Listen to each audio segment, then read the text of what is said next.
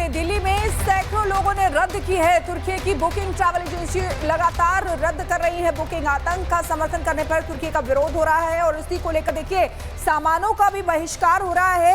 वहीं जो सैकड़ों लोग जो तुर्की में छुट्टियां मनाने जाते थे, वेकेशंस पे जाते थे, उन्होंने तुर्की की बुकिंग रद्द कर दी है। ऋतु हमारे साथ सीधे जुड़ी हुई है, उनके पास जाना चाहेंगे और सबसे पहले आपको सुनवाते हैं कि लोगों का क्या कहना है। This is our own decision. हमें कोई भी तरह से कोई गवर्नमेंट का नोटिफिकेशन या एम्बेसीज या कोई भी ऐसा कुछ नहीं है। ये हमारा खुद का अपना विचार है कि हमें वैसी कंट्री को अभी फ़िलहाल नहीं प्रमोट करना है, उनकी इकोनॉमी को बूस्ट नहीं करना है जो हमारी कंट्री के साथ हमारे साथ नहीं खड़े हैं हमारे इस वक्त में जी। और ऑलमोस्ट मैंने कि हमारी 70-80 फाइल्स होती थी हर महीने, अभी हम लोग ऑलमोस्ट 0 पे हैं।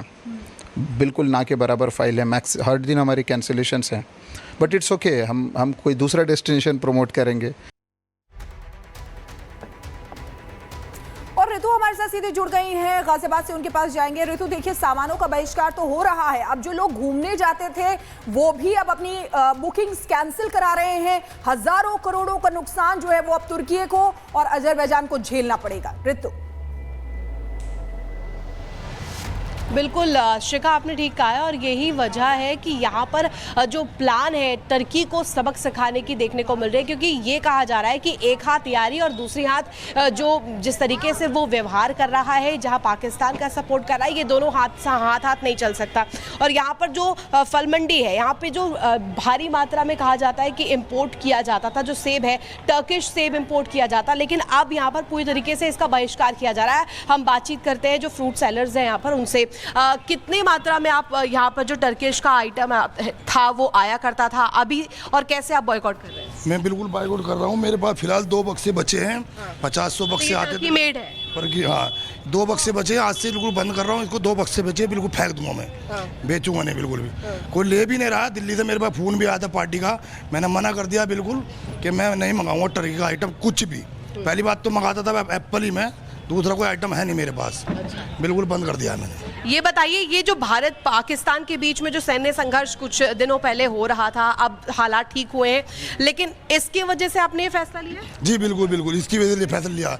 जो मासूम लोगों को हमारे को मारेंगे कोई तो वो हमारा दुश्मन है, फिर उसके साथ हम खड़े हैं। आप ये कहना चाह रहे हैं कि टर्की अगर पाकिस्तान का सपोर्ट करेगा तो उसका हम व्यापार नहीं चलेगा? बाइकआउट करेंगे, बिल्कुल व्यापार नहीं करेंगे हम।